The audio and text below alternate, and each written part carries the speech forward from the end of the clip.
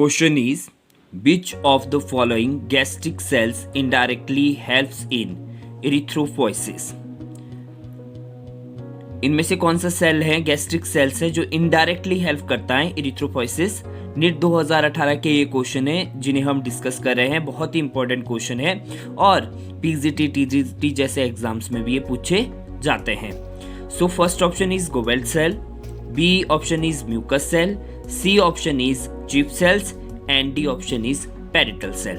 So which of the following gastric cells indirectly help in erythropoiesis? So correct option is parietal cells. जो parietal cells होते हैं इनको oxyntic cells भी बोला जाता है और ये hydrochloric acid and castle intrinsic factor को क्या है सिक्रेट करते हैं. जो HCl होता है वो क्या कन्वर्ट करता है, आयरन जो हमें डाइट से मिलता है from ferric to ferrous form which can be easily absorbed and used during erythropoiesis. Erythropoiesis क्या होता है ये भी पूछा जा सकता है, फॉर्मेशन ऑफ आरबीसीज.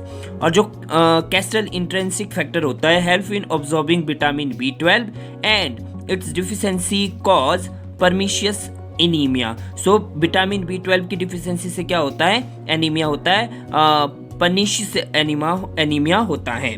जो आपके पास म्यूकस सेल्स हैं और गोवेल्ट सेल्स हैं वो क्या काम करते हैं, ये सीक्रेट करते हैं mucus that lines the stomach and protect it from acid present in stomach. और जो चीप सेल्स होते हैं वो सीक्रेट करते हैं gastric digestive enzyme as pro enzymes और zymogens.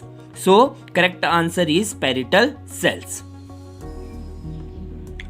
Next important question is, which of the following is an occupational respiratory disorder? Option A is botulism, B silicosis, and C anthracis, and D emphysema.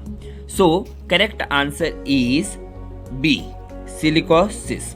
Silicosis क्या है, N occupational respiratory disorder है which is caused due to excessive inhalation of silica dust. जो silica industry होती है सो वहाँ पे ये होने के ज़्यादा चांस रहते हैं. It usually affects the worker of grinding और stone breaking industry.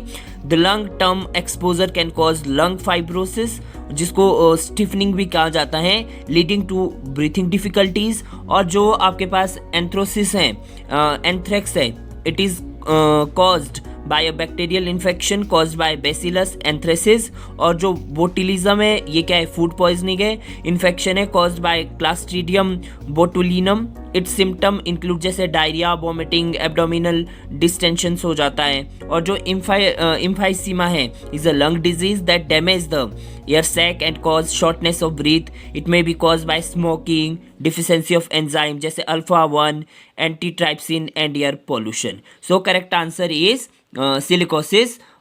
So an occupational respiratory disorder.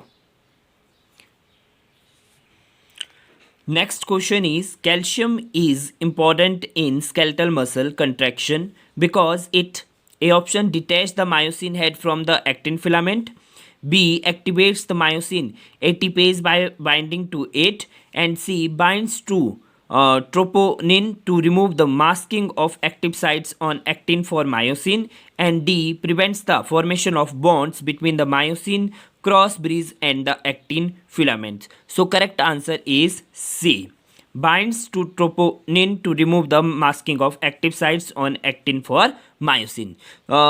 इसमें क्या है, जो कैल्शियम है वो बहुत ही इंपॉर्टेंट की regulatory role in muscle in contractions में प्ले करता है. कैल्शियम आइंस जो बाइंड होते हैं to troponin and change its shape and position. This is turn alter the shape and position of tropomyosin and hence the active sites of F-actin are exposed. Due to this, myosin cross bridges are able to bind to these active sites and muscle contraction occur. So correct answer is C. Next question है, Nestle's bodies are mainly composed of. किससे बनी होती है Nissl bodies? Nucleic acid and SCR, DNA and RNA. C option is proteins and lipids, and D free ribosomes and RER, rough endoplasmic reticulum. So जो Nissl granules है वो किससे बने होते हैं? फ्री राइबोसोम एंड RER जो Nissl bodies हैं, granules are found in the cell body of neurons में पाए जाते हैं जो नेसल ग्रेन्यूल्स होते हैं। एंड जो ये ग्रेन्यूल्स होते हैं वो किससे बने होते हैं? रफ एंडोप्लाज्मिक रेटिकुलम RER से बने होते हैं। दैट बियर्स फ्री राइबोसोम्स इनमें होते हैं and the latter acts as the site of protein synthesis भी यहीं पे होता है।